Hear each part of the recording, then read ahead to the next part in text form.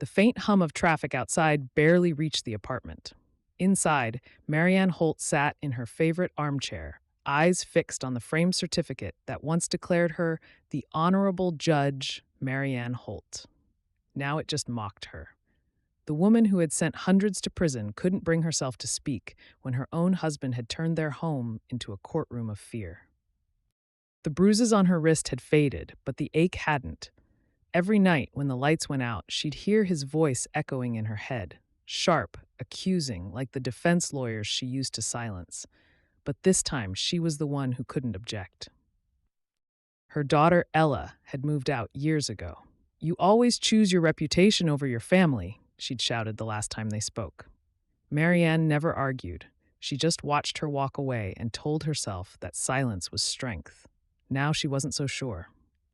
That morning, she stood before the mirror, running her fingers over her pearl necklace, a habit from her courtroom days. Her reflection looked back like a stranger. "You sentenced others," she whispered. "Now serve your own."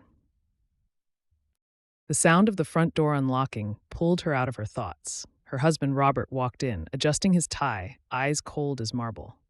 "Still brooding?" he said without looking at her. "You'll make us late."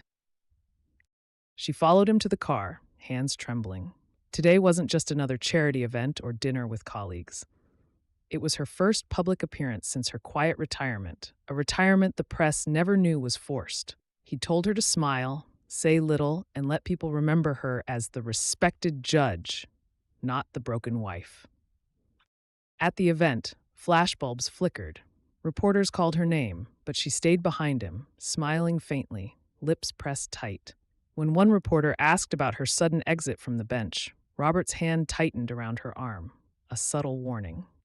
That night, as they returned home, he poured himself a drink.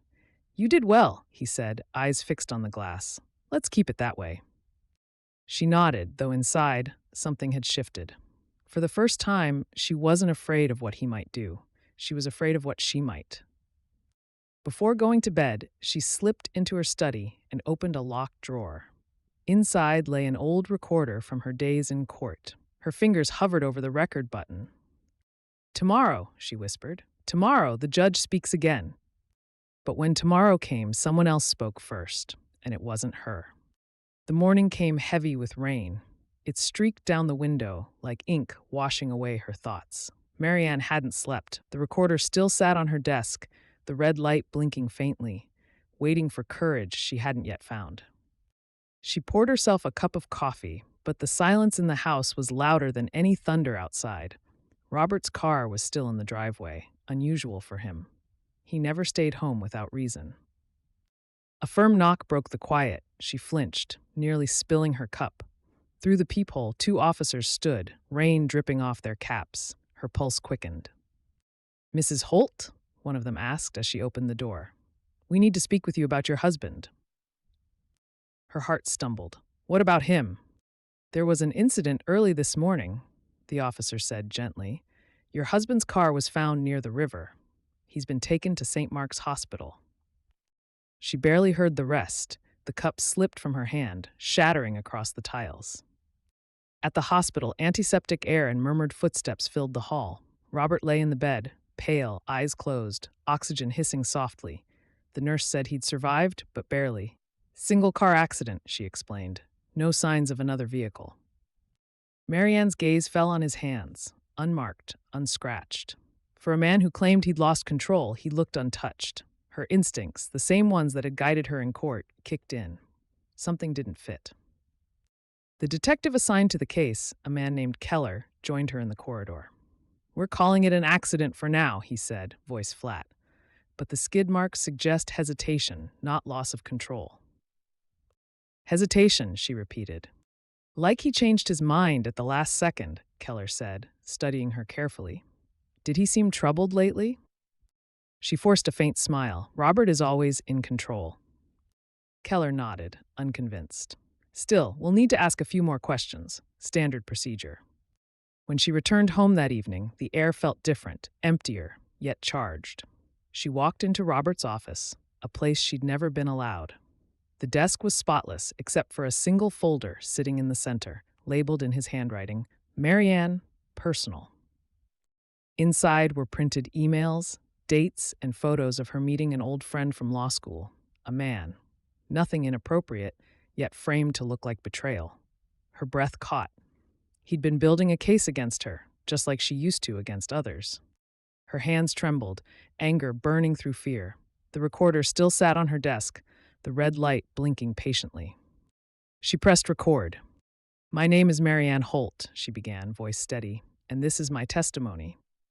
But before her confession was complete, someone else pressed stop. The red light blinked steady in the dim study. Marianne spoke into the recorder like she was back in court, calm, measured, deliberate. "For years I silenced others," she began. "Now it's my turn to speak. My husband, Robert Holt, once the man I trusted most, has made a mockery of the justice I swore to uphold. But tonight, this silence ends." Her words echoed softly against the wooden shelves. Rain tapped against the window in uneven rhythms, as if keeping time with her resolve. She barely noticed the creak behind her until it was too late. "Still rehearsing your speeches?" The voice was low, rough, familiar. Marianne froze. Robert stood in the doorway, hospital wristband still dangling from his arm, his face pale but his eyes alive and sharp. "You're supposed to be—" "At the hospital?" he interrupted, stepping closer. "I was, but then I remembered something. You never could resist recording yourself. Old habits." He moved to the desk, eyes landing on the glowing recorder. "What were you planning to do with that? File another verdict against me?" Marianne's throat tightened. "You've already convicted yourself, Robert. The evidence is everywhere. Your emails, your threats." He slammed his hand against the desk, the sound cracking through the air. "Evidence means nothing if no one hears it." He picked up the recorder, thumb hovering over the delete button. "And no one will." "Don't," she whispered. "That's my voice, my truth." He smiled coldly. "Exactly why it can't exist." In one swift motion, he pressed stop. The small screen went dark. For a moment, neither spoke. The house seemed to breathe around them, quiet, waiting. Then Robert set the recorder down carefully, like a piece of evidence, and turned toward her. "You think you're the victim here, Marianne," he said softly, "but you're not. You just lost control of the courtroom." He left without another word, the door closing behind him with a soft click that somehow sounded final. Marianne stood frozen, heart pounding, the silence now unbearable. She picked up the recorder. It was still intact, the file untouched. He'd stopped it, not erased it. A message, or maybe a warning. Her hands shook as she replayed the last seconds of her own voice. Then she noticed something else, a faint mechanical whirring from inside the recorder. It wasn't supposed to do that. She flipped it over and saw the tiny red light still blinking, hidden beneath the battery cover. A backup mic. Robert had forgotten it was a dual recorder model. Her lips parted, a slow realization dawning. He thought he'd silenced her. He'd only started her case. By morning, that recording would no longer belong to her. It would belong to the world. The night passed in fragments. Marianne couldn't sleep. Every time she closed her eyes, she saw Robert's hand on the recorder, his quiet threat, his confidence that she'd stay quiet, like always. But this time, she had something he didn't know, the backup recording. Every word, every tremor in her voice, captured. She held the small device like a weapon, her fingers trembling not from fear, but from purpose. By sunrise, she'd made up her mind. She drove across town to an old brick building that used to be a courthouse before the city upgraded. Now it housed the Women's Legal Resource Center, founded by one of her former students. "Judge Holt," the receptionist said, startled, "we haven't seen you in years." "I'm not a judge anymore," she replied, her tone steady, "but I have something that might make a difference." Inside the office, her former mentee, Caroline, listened quietly as Marianne played the recording. The small speaker filled the room with the sound of her voice, broken yet determined. When it ended, Caroline leaned forward. "You know what this means, right? If you move forward with this, it'll go public. Every secret, every bruise, you'll be under the same spotlight you used to control." "I understand," Marianne said, "but silence has done enough damage."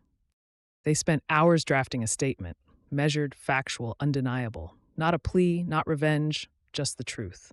Marianne didn't want pity, she wanted accountability. As they finalized the report, Caroline hesitated. "There's one more thing," she said softly. "Your husband isn't just a lawyer. He's connected to the same people who protected your retirement deal. If this leaks, they'll try to destroy you first." Marianne's lips curved faintly. "Let them try. I've already lived through their silence. I can live through their noise."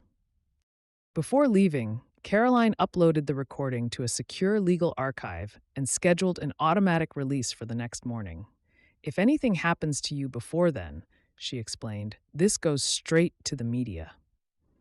Marianne nodded. For the first time in years, she felt control return to her hands, not as a judge, but as a witness. That night, she sat alone on her porch, listening to the crickets hum through the darkness. The recorder lay beside her, silent now, its purpose fulfilled. Then, in the distance, headlights appeared, moving slowly, too deliberately to be random. They stopped at the end of her driveway. A tall figure stepped out, holding something shiny in his hand. Her heart lurched. It wasn't the police this time. It wasn't a reporter. It was Robert, and he wasn't here to talk. By the time the sun rose, only one of them would still have a voice left to be heard. The air outside was thick with tension. The motion sensor light flicked on, throwing Robert's shadow across the porch. He looked tired but dangerous, like a man who'd lost everything and decided that taking her down was the only thing left to do. Marianne stood slowly, her hand resting on the recorder beside her. She didn't flinch. "You shouldn't be here, Robert." He gave a dry laugh. "You've always been good with rules, haven't you? But this isn't a courtroom, Marianne. No bailiffs, no witnesses, just you and me." His eyes drifted to the recorder. "Still chasing justice?" "I'm not chasing it," she said quietly. "I'm living it." He took a step closer, jaw tight. "You think anyone will believe your little story? They'll see what I show them. The emails, the photos. They'll think you snapped, that you're bitter and broken." "Maybe," she said, "but I'm not the one who's afraid of the truth." For a moment, his mask cracked. His hand twitched, revealing what he was holding. A gun, small and black, glinting under the porch light. Marianne didn't move. "You'd really kill me to keep your lies alive." He smirked. "You already killed my career. Consider this balance." Before he could raise the gun, red and blue lights flooded the driveway. Tires screeched, voices shouted, and officers swarmed the porch. Robert froze, lowering the weapon instinctively. Detective Keller stepped forward, gun drawn. "Robert Holt, drop it, now." The weapon clattered to the wood. Keller cuffed him swiftly, while another officer guided Marianne aside. She was trembling, but her voice was clear. "How did you?" she began. Keller gave a small nod toward her handbag. "Your friend Caroline called us. Said you might be in danger. Good instincts. The recording went public 10 minutes ago."